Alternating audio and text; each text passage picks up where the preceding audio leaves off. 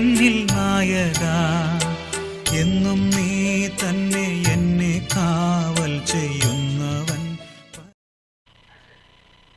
Good morning. വെളിപ്പാട് പുസ്തകത്തെ ആധാരമാക്കിയുള്ള പ്രതിദിന പ്രഭാത ധ്യാനത്തിലേക്ക് ഏവർക്കും സ്വാഗതം. കർത്താവിൽ പ്രിയരെ, ഇന്ന് നാം ചിന്തിക്കുന്നതായ വിഷയം എന്നത് ഉണർവിനും നവീകരണത്തിനുമുള്ള ഒരു ആഹ്വാനം എന്നുള്ളതാണ്. സത്യവേദ പുസ്തകം ഇപ്രകാരം പറയുന്നു. വെളിപ്പാട് പുസ്തകം 3-ാം അധ്യായം അതിൻ്റെ 2-3 വാക്യങ്ങൾ. ഉണർന്നുകൊള്ളുക, ചാവാറായ ശേഷിപ്പുകളെ ശക്തീകരിക്കാം. ഞാൻ നിന്റെ പ്രവൃത്തി എൻ്റെ ദൈവത്തിൻ്റെ സന്നിധിയിൽ പൂർണ്ണതയുള്ളതായി കണ്ടില്ല. ആകയാൽ നീ പ്രാപിക്കുകയും കേൾക്കുകയും ചെയ്തത് എങ്ങനെ എന്ന് ഓർത്ത് അത് കാത്തുകൊള്ളുകയും മാനസാന്തരപ്പെടുകയും ചെയ്യുക. നീ ഉണരാതിരുന്നാൽ ഞാൻ കള്ളനെപ്പോലെ വരും. ഏത് നാഴികയ്ക്ക് നിന്റെ മേൽ വരും എന്ന് നീ അറിയുകയും ഇല്ല. കർത്താവിൽ പ്രിയരെ, 1517 മാർട്ടിൻ ലൂഥർ തൻ്റെ 95 പ്രബന്ധങ്ങൾ പ്രസിദ്ധീകരിച്ച് ഏതാനും നൂറ്റാണ്ടുകൾക്ക് ശേഷം പ്രൊട്ടസ്റ്റന്റ് നവീകരണ കർത്താവിനെ പോലെ തന്നെ സർദിസിലെ വിശ്വാസികളും ഒരു അപകടകരമായ അവസ്ഥയിലായിരുന്നു. അവർ നല്ല ഒരു കാര്യം കണ്ടെത്തി, പക്ഷേ അവർ യേശു എന്ന മിശിഹയെ കണ്ടെത്തി എങ്കിൽ പോലും അവരുടെ പ്രവൃത്തികൾ അവൻ്റെ മുൻപാകെ പൂർണ്ണമായിരുന്നില്ല എന്നുള്ളതാണ് സർദിസിലെ സഭയെക്കുറിച്ച് വെളിപ്പാട് പുസ്തകത്തിലൂടെ നമുക്ക് മനസ്സിലാക്കുവാൻ സാധിക്കുന്നത്. ഇവിടെ ഈ സഭ ആത്മീകമായിട്ട് നിദ്ര പ്രാപിച്ചിരുന്നതായ ഒരവസ്ഥയിലാണ് നിലനിന്നിരുന്നത് നമുക്ക് മനസ്സിലാക്കാൻ സാധിക്കുന്നു.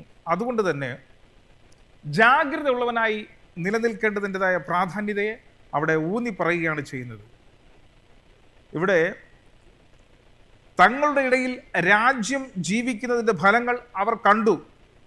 ഇപ്പോൾ അവർ ആത്മീയ മയക്കത്തിൽ നിന്നും സ്വയം ഉണരുകയും അവർ പഠിച്ച കാര്യാദികൾ ഓർമ്മിക്കുകയും ചെയ്യേണ്ടതിൻ്റെ ആവശ്യം അവിടെ ഓർമ്മിപ്പിക്കുന്നു എന്നുള്ളത് നമുക്ക് മനസ്സിലാക്കാൻ സാധിക്കുന്നു. അതുകൊണ്ട് തന്നെ പറയുന്നു, മുറുകെ പിടിക്കുക, പശ്ചാത്തപിക്കുക എന്നുള്ളതായ ഒരു ആഹ്വാനം അവിടെ കൊടുക്കുന്നതായി നമുക്ക് മനസ്സിലാക്കാൻ സാധിക്കുന്നു. സർദിസിലെ ജനങ്ങളെ, നിങ്ങൾ പഠിച്ച കാര്യങ്ങൾ മുറുകെ പിടിക്കുക, നിങ്ങളുടെ പാപങ്ങളിൽ പശ്ചാത്തപിക്കുക, പ്രത്യേകിച്ച് ആത്മീയ അലസതയുടേതായ പാപം. പ്രിയരെ, ഈ ഉണർവും നവീകരണവും ഇന്ന് പല ക്രിസ്ത്യാനികളും അറിയുന്ന ഒരു ആഹ്വാനം തന്നെയെങ്കിലും നാം നമ്മുടെ ഹൃദയത്തിൽ നവീകരണം അനുഭവിക്കുകയും അതുപോലെ തന്നെ സുവിശേഷത്തിനായിട്ടുള്ള സമർപ്പണത്തിൽ നാം നവീകരണ ജീവിതശൈലി പ്രാപിക്കുകയും വേണം എന്നുള്ളത് നാം ഓർത്തിരിക്കേണ്ടത് ആവശ്യമാകുന്നു. സദൃശ്യവാക്യങ്ങളുടെ പുസ്തകത്തിൽ ഇപ്രകാരം പറയുകയാണ്, നീതിമാന്മാരുടെ പാതയോ പ്രഭാതത്തിൻ്റെ വെളിച്ചം പോലെ അത് നട്ടുച്ചവരെ അധികമധികമായി ശോഭിച്ചു വരുന്നു. അധികമധികമായി ശോഭിച്ചു വരുന്നതായ തരത്തിലേക്ക് നമ്മുടെ ജീവിതത്തെ മാറ്റുമ്പോഴാണ് അത് അനുഗ്രഹമായിട്ട് മാറുന്നത് എന്നുള്ളത് നാം അറിയേണ്ടതുണ്ട്. ഇവിടെ വീണ്ടും യെശയ്യാ പ്രവാചകന്റെ പുസ്തകത്തിൽ 62 ഇപ്രകാരം 6-7 വാക്യങ്ങൾ പറയുന്നു. യെരൂശലേമേ, ഞാൻ നിന്റെ മതിലുകളിൽ മേൽ കാവൽക്കാരെ ആക്കിയിരിക്കുന്നു. അവർ രാവോ പകലോ ഒരിക്കലും മിണ്ടാതെ ഇരിക്കുകയില്ല. യഹോവയെ ഓർപ്പിക്കുന്നവരെ, നിങ്ങൾ സ്വസ്ഥമായിരിക്കരുത്. സർദിസ് സഭയെ സ്വസ്ഥമായിരിക്കരുത്. ദൈവത്തോടുള്ള ബന്ധത്തിൽ നിങ്ങൾ ഉണർന്നിരിക്കേണ്ടതിൻ്റെതായ പ്രാധാന്യത്തെ അവിടെ ഓർമ്മിപ്പിച്ചു കൊടുക്കുകയാണ് ചെയ്യുന്നത്. ഇന്നും അത്തരത്തിൽ ആത്മീക അലസതയുടെ ഭാവത്തിലാണ് നാം ആയിരിക്കുന്നതെങ്കിൽ ഒരു ഉണർവിൻ്റെതായ ഒരു നവീകരണത്തിൻ്റെതായ പാതയിലേക്ക് നാം മുന്നോട്ട് പോകേണ്ടതായിട്ടുണ്ട് എന്നിവിടെ നമ്മോടും ഓർമ്മിപ്പിക്കുകയാണ് ചെയ്യുന്നത്. ഇവിടെ വിശുദ്ധന്മാരുടെ യഥാസ്ഥാനപ്പെടുത്തൽ വീണ്ടും അവിടെ ഓർമ്മിച്ചു പറയുന്നു. എഫേസ്യരുടെ ലേഖനം അതിൻ്റെ 4-ാം അധ്യായം അതിൻ്റെ 13-ാമത്തെ വാക്യത്തിൽ, വിശുദ്ധന്മാരുടെ യഥാസ്ഥാനത്തിനായിട്ടുള്ള ശുശ്രൂഷയും വേലയ്ക്കും ക്രിസ്തുവിൻ്റെ ശരീരത്തിൻ്റെ ആത്മീയ വർധനയ്ക്കും അത് ആയിത്തീരണം എന്നുള്ളതാണ്. അങ്ങനെയെങ്കിൽ ഒരു കള്ളനെപ്പോലെ നിങ്ങളുടെ മേൽ വരും എന്ന് സർദിസ് സഭയോട് ദൈവം പ്രഖ്യാപിച്ചു എങ്കിൽ, ഒരു പ്രതിരോധത്തിൻ്റെ ഒരു ബലഹീനത മുതലെടുത്തുകൊണ്ട് 2 തവണ ശത്രുക്കൾ നഗരത്തെ കീഴടക്കിയതായ ഒരു അവസ്ഥ ഉണ്ടായിരുന്നു. അത്തരത്തിൽ സമാനമായ ഒരു ദാരുണ വിധി ഉണ്ടാകാതിരിക്കുന്നതിന് വേണ്ടിയിട്ട് ക്രിസ്തുവിൻ്റെ വരവിന് വേണ്ടിയിട്ടും നാം ഇന്ന് ഈ നാളുകളിൽ ഉണർന്നിരിക്കേണ്ടതും ആവശ്യമാകുന്നു. അങ്ങനെയെങ്കിൽ പ്രത്യാശയോടുകൂടി കാത്തിരിക്കുവാനുള്ളതായ കൃപാവരം വലിയവനായ ദൈവം നമുക്ക് തരിക തന്നെ ചെയ്യും.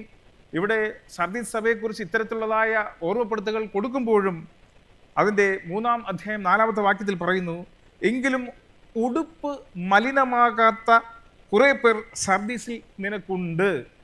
അങ്ങനെയുള്ളവരോടായിട്ട് വീണ്ടും ക്രിസ്തു തന്നെ പറയുന്നു, അങ്ങനെയുള്ളവരുടേതായ പേര് പിതാവിൻ്റെയും ദൂതന്മാരുടെ മുമ്പിൽ നിന്റെ പേർ ഏറ്റു പറയും എന്ന് പറയുന്നു. അങ്ങനെയെങ്കിൽ ഈ നാളുകൾ ദൈവത്തോടുള്ള ബന്ധത്തിൽ ദൈവിക കൽപ്പനകൾ അനുസരിച്ച് മുന്നോട്ട് നമുക്കും നീങ്ങുവാനും ദൈവിക കൽപ്പനകളെ നാം മറ്റുള്ളവരിൽ എത്തിക്കുന്നതിന് വേണ്ടിയിട്ടുള്ളതായ ഇടപെടലുകളും നാം നടത്തുവാൻ ഒരുക്കമുള്ളവരായി തീരുവാനും നാം പ്രതിജ്ഞ എടുക്കേണ്ടതുണ്ട്.